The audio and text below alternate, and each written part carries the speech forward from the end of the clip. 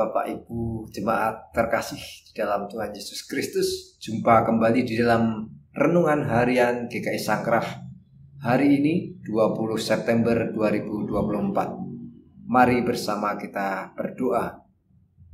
Bapa yang di surga, kami bersyukur untuk kasih dan penyertaan di sepanjang kehidupan kami. Dan saat ini kami hendak membaca dan merenungkan firman Tuhan.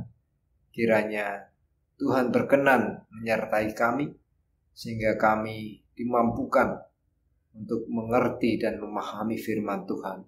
Dalam Yesus kami berdoa dan bersyukur. Amin. Bacaan kita pada hari ini diambil dari Kolose 2 ayat 18 yang demikian firman Tuhan.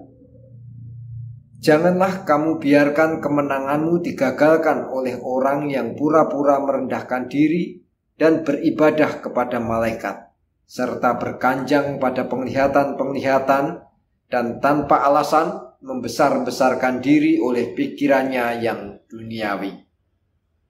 Bapak Ibu yang terkasih di dalam Tuhan Yesus Kristus, tema hari ini saya beri tema berpura-pura itu melelahkan.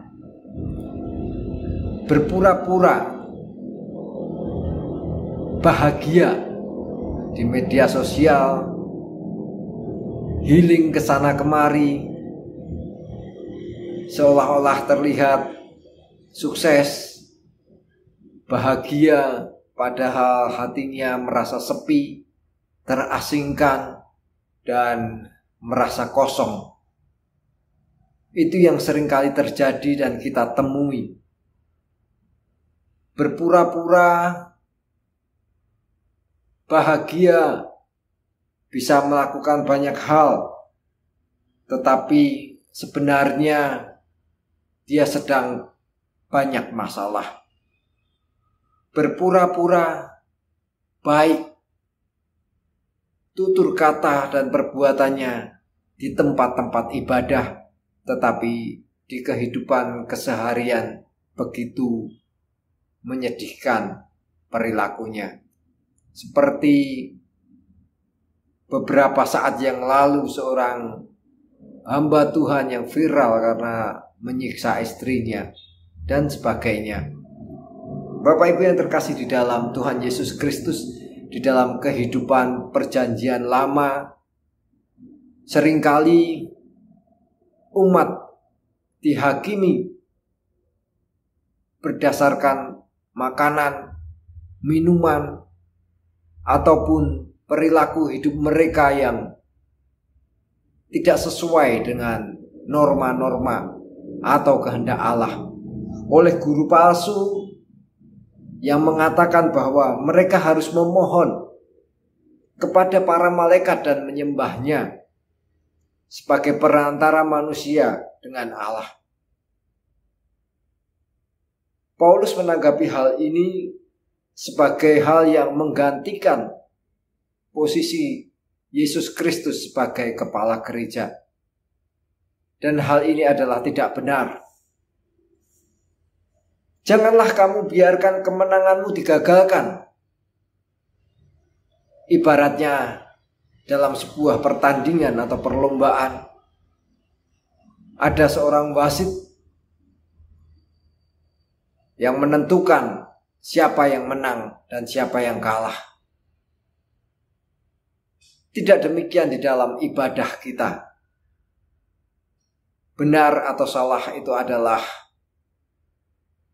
Tuhan yang menentukan, bukan manusia menurut pikiran-pikirannya yang duniawi.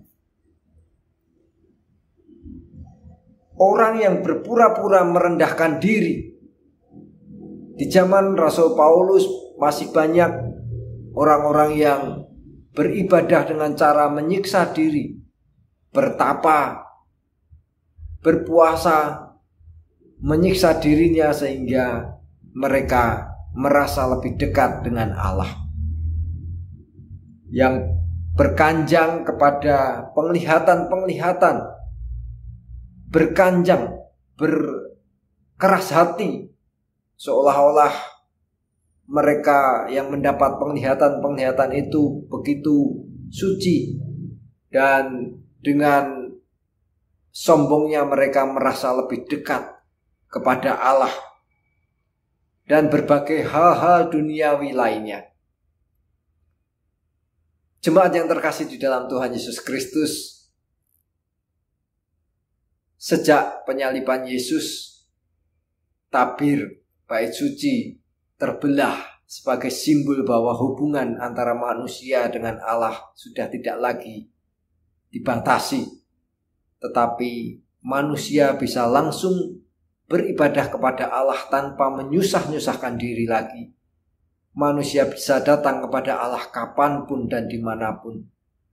Dan Yesus adalah perantaranya. Yesus adalah jalan dan kebenaran dan hidup. Barang siapa berjalan di dalam jalan Tuhan, berjalan bersama Yesus, maka ia akan menemukan kebenaran-kebenaran di dalam Kristus dan kehidupan di dalam Kristus. Bukan sebaliknya, bukan kebenaran dulu yang diutamakan atau mencari kehidupan dulu yang diutamakan. Mencari kebenaran menurut pemikiran kita sendiri, baru nanti berjalan bersama Yesus. Tidak demikian, tetapi kita harus berjalan di dalam jalan Yesus, karena Yesus adalah jalan dan kebenaran dan hidup. Maka ketika kita berjalan dulu bersama Yesus, maka kita akan menemukan kebenaran dan kehidupan. Jemaat yang terkasih di dalam Tuhan Yesus, marilah kita beribadah kepada Tuhan di dalam kejujuran, kepolosan, ketulusan hati kita. Karena itulah yang dikehendaki Tuhan. Tidak dengan cara-cara yang rumit seperti zaman dahulu kala ketika bangsa Israel beribadah kepada Tuhan. Bayangkan kalau zaman dulu kita lakukan di zaman sekarang. Setiap orang berdosa harus mempersembahkan penebusan dosa berupa lembu, kambing domba, atau merpati menurut kekayaannya. Berapa lembu, berapa domba, dan berapa burung merpati yang akan kita persembahkan setiap harinya. Karena kita selalu berdosa setiap hari.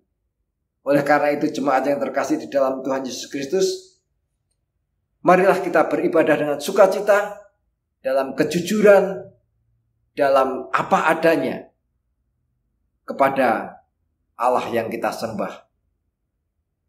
Tuhan memberkati firman-Nya, Tuhan memberkati kita semua. Amin. Kita berdoa.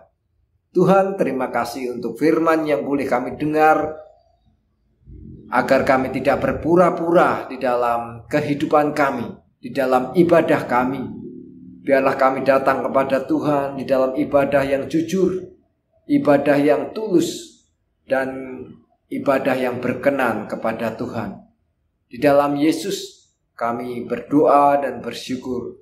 Amin.